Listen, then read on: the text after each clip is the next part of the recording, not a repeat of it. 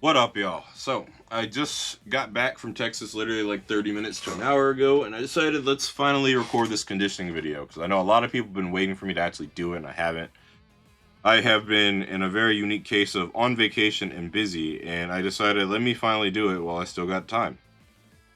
So,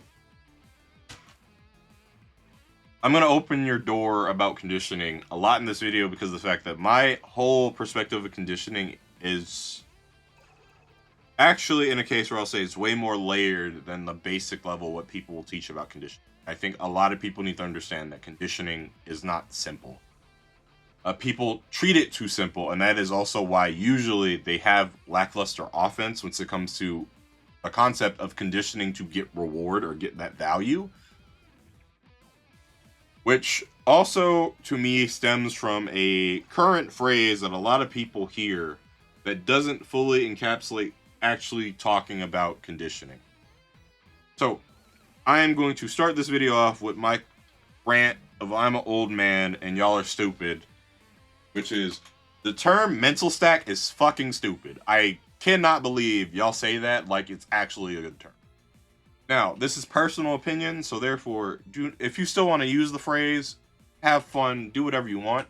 But the reason being why I say this term is garbage is because the problem with mental stack is it only takes in consideration active conditioning, which is a problem. There are a lot of ways to condition that are actually not considered active.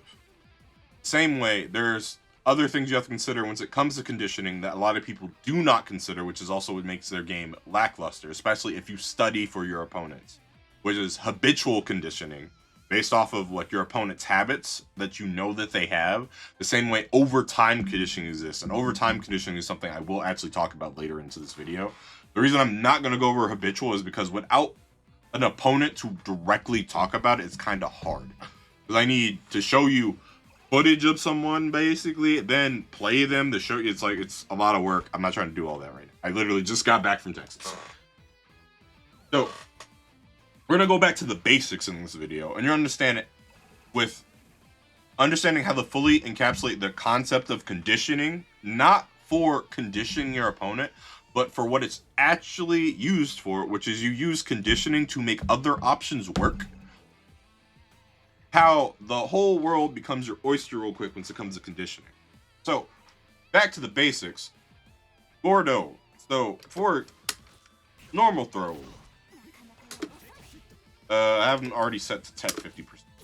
Down throw, which is a uni-specific thing. Then, you have a command grab, anti-air command grab, and a super command grab. Cool. So, let's start off with the basics. And for grappler players, I'm going to talk shit on you right now, just because of the fact that a lot of people do not talk to y'all about this enough. If you are a grappler player, please layer in your normal throw on top of your command grabs. Do not just use your command grab.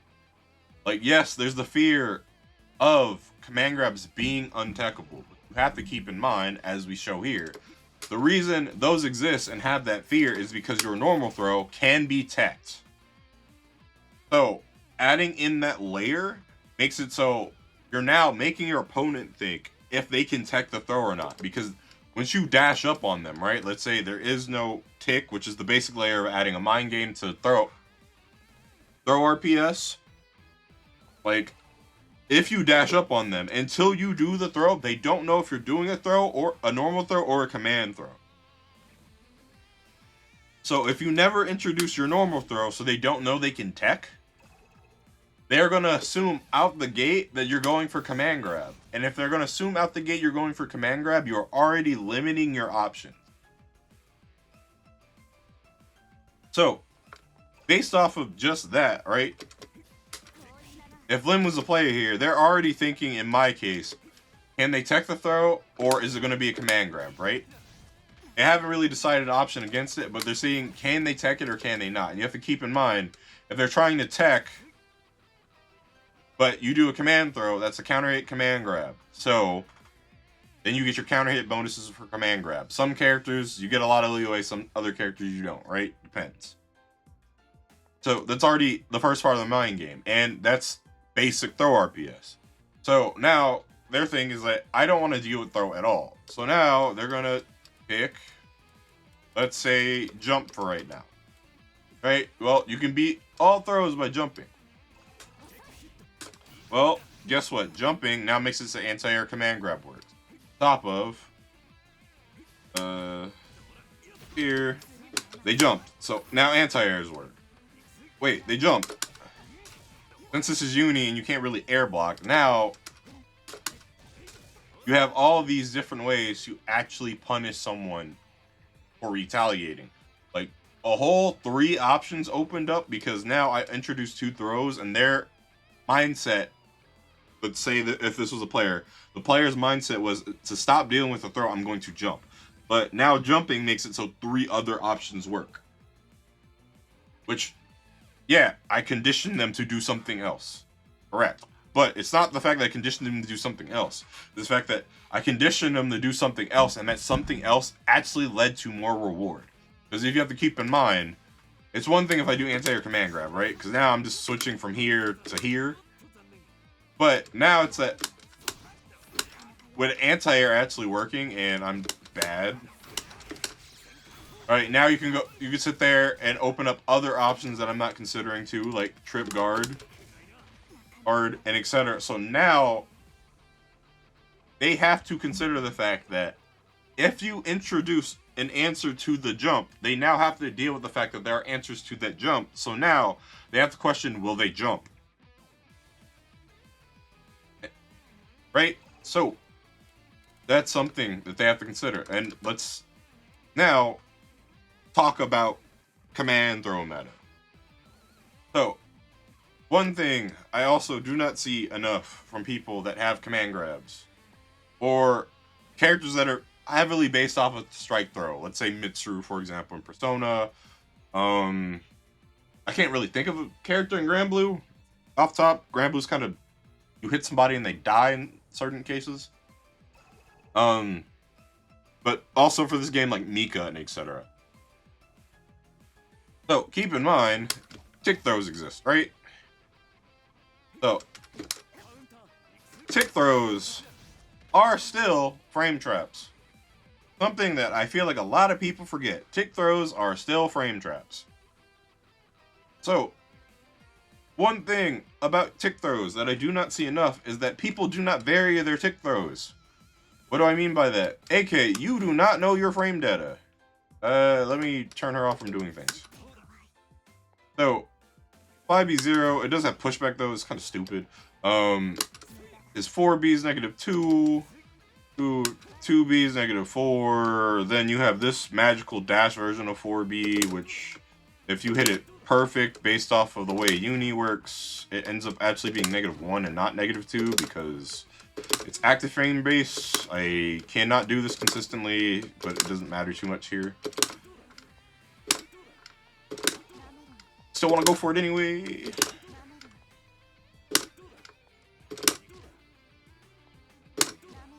-1. Right? So, your frame data matters, right? And neutral and block is really great because keep in mind, outside of this pushback, neutral and block means this done perfectly like there is a technical throw case, right? And I'm pretty sure I did not switch it off throw tech, so it just straight up just did not tech throws. So neutral is, again, you're both reacting at the same speed. Same way, I forgot about -1 5A. This is also -2. Right? So he has all these barely negative buttons plus a neutral button, making it so, depending on what you do to introduce your throw, if you're not limiting yourself just to the standard tick throw frame trap, right? Now, you have so many other ways to introduce throw that you can make them guess on how you are going to introduce throw, which layers the way you introduce throw, which changes up the game a little. Because keep in mind, like I said, tick throwing is still a frame trap. So, if you do it correctly, you're going to get a counter hit, right? This timing sucks.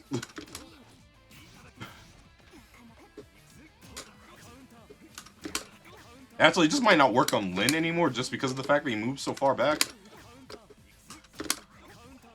I'll do this. Oh no, both of them do not work. He moves way too far back. This game is funny. Alright, 4B. Right? So now it's like, they're not only just looking for 5A into command grab, right? Or 2A into command grab, right? They're also looking for me introducing 4B in command grab, makes it so that, wait, he can command grab off 4B. He can set that up for that tick throw. Same way, if this wasn't so bad, not only does it set up a gold throw, but if they weren't paying attention, like, and I actually get this properly, I just assume I won't, so I'm just give up now. You can sit there and set that up for a command grab. The same way it's like 2B.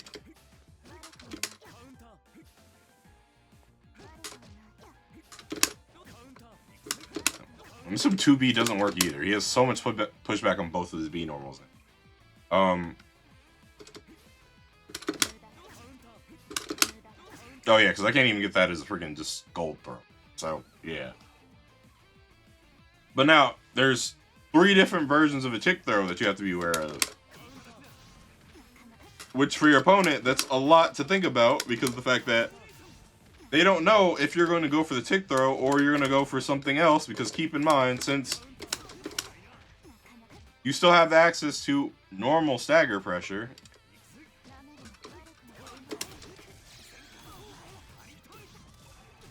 they have to look for you actually pressuring them or you going for the throw. So you introducing the throw in unique ways makes it so they have to pay attention to it in unique ways. And if I swap to Lin, who, for technical standpoints, it also kind of a strike throw character. You have to keep in mind, she has another gimmick to her strike throw, which she has Kuga.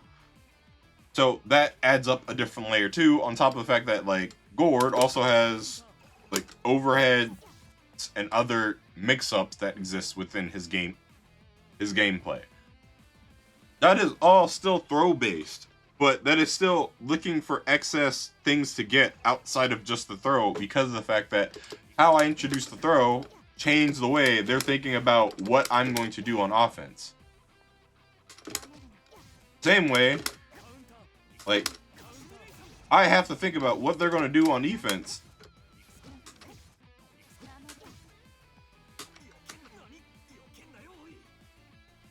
So, remember how I said jump, right? Well, what if they don't jump and they do another throw invul tool, which a lot of people forget has throw invul in anime, which is backdash. Right? So now, if I was immediately going for this tick throw, it doesn't work. Both tick throws don't work because, right, they backdash through it. Even though, uni thing, most backdashers are airborne in the game, so therefore.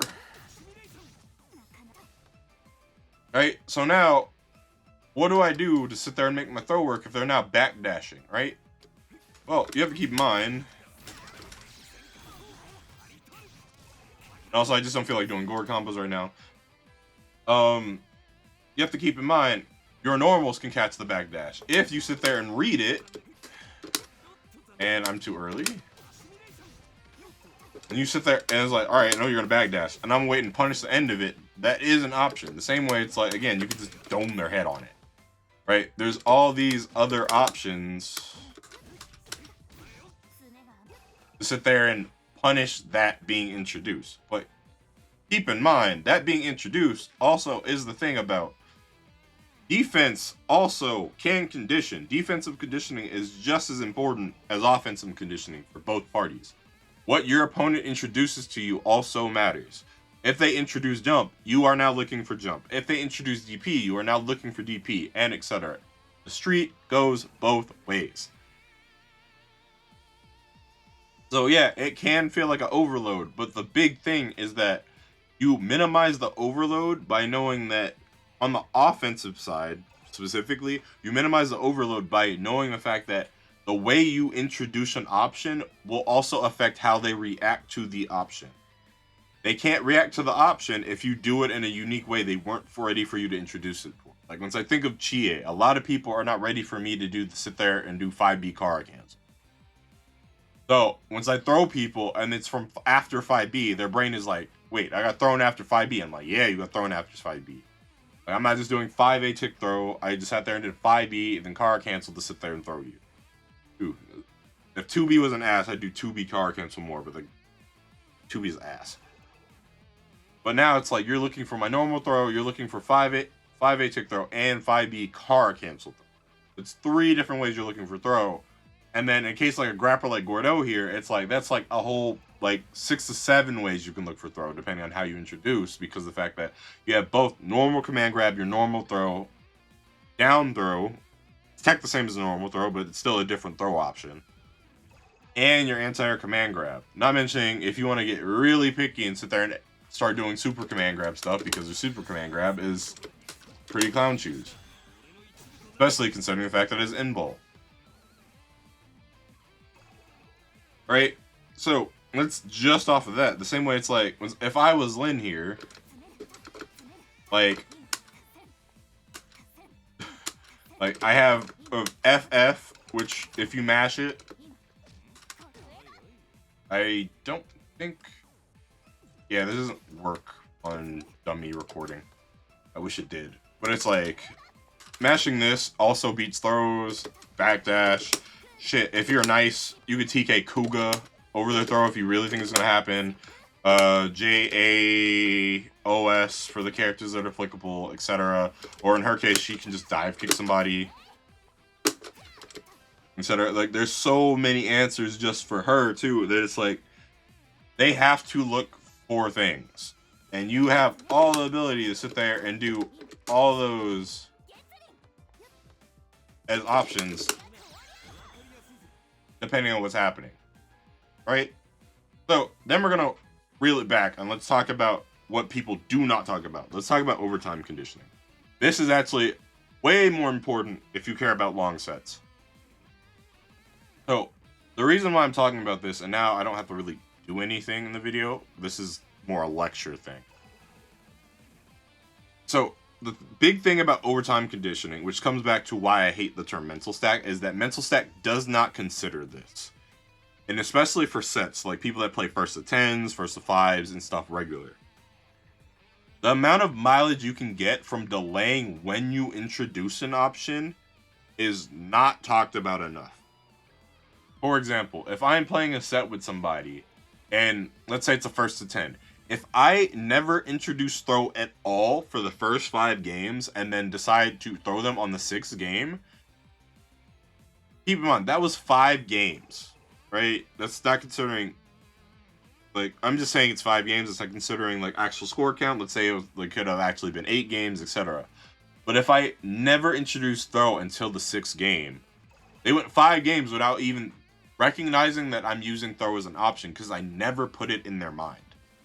So, once I use it on the 6th, it's more likely to work because I just haven't been using throw, so they're not prepared for the throw because I haven't been using it. Like, legitimately, because I haven't been using it, they're going to be less prepared for it. That is conditioning still. Like, deliberately holding off on options because of the fact that depending on how and when you introduce them can also determine if they work.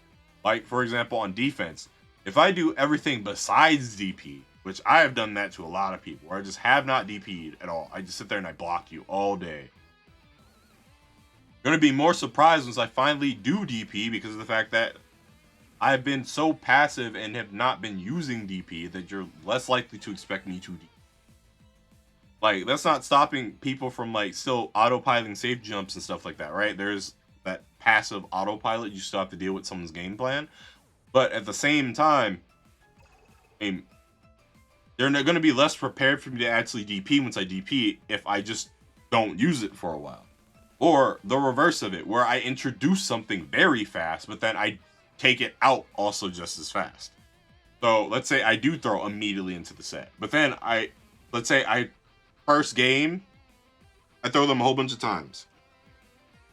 Regardless of success of it, I throw them a whole bunch of times. But the mental adaptation they think I do because I stop introducing it is that I'm just not going to use throw. So then I introduced an option, then took it away. So now the option is in their head, but the thing is they don't know when I'm going to do it again.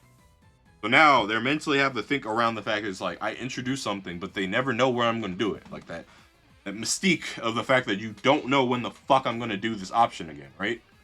So I go 3 or 4 games without ever throwing them again.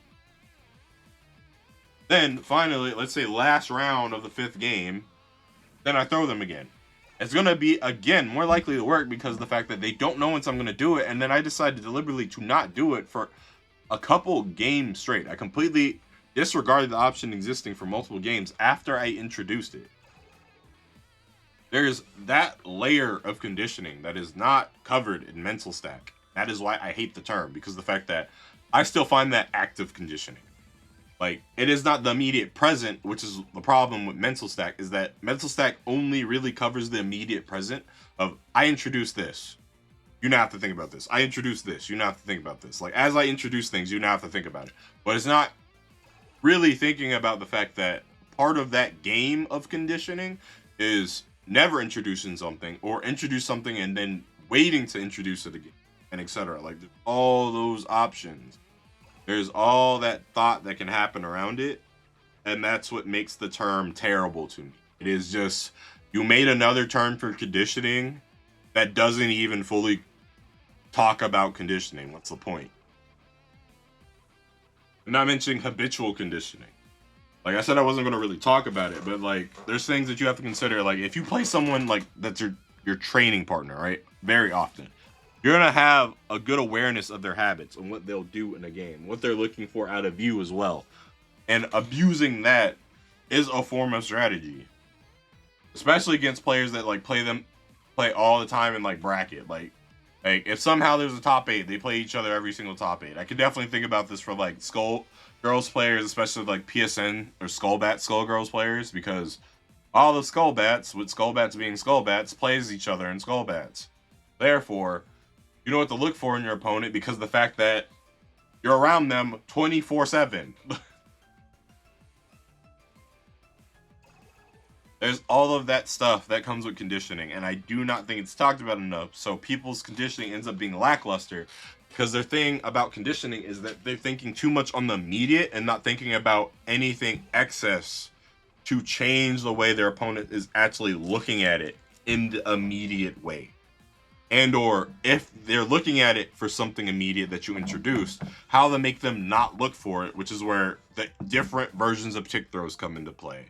Or like, right, you have to sit there and create more value for yourself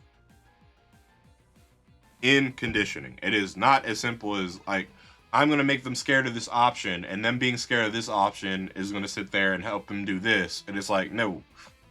Again, the overall reason conditioning exists is so you can make other options work. And those other options you choose, the ideal for those is that they gain more reward than the first option you introduced. Or they make it so, because of the variance in options, your reward consistency grows because of the fact that they have to expect more options out of you, both offensively and defensively. So with that, that is my 24-ish minute lecture on conditioning that I know people have been waiting for. If you tuned in, thank you. I know, again, people were waiting for this video for a long time, but I have just been busy and doing other shit. I've been playing a lot of Deadlock, for example.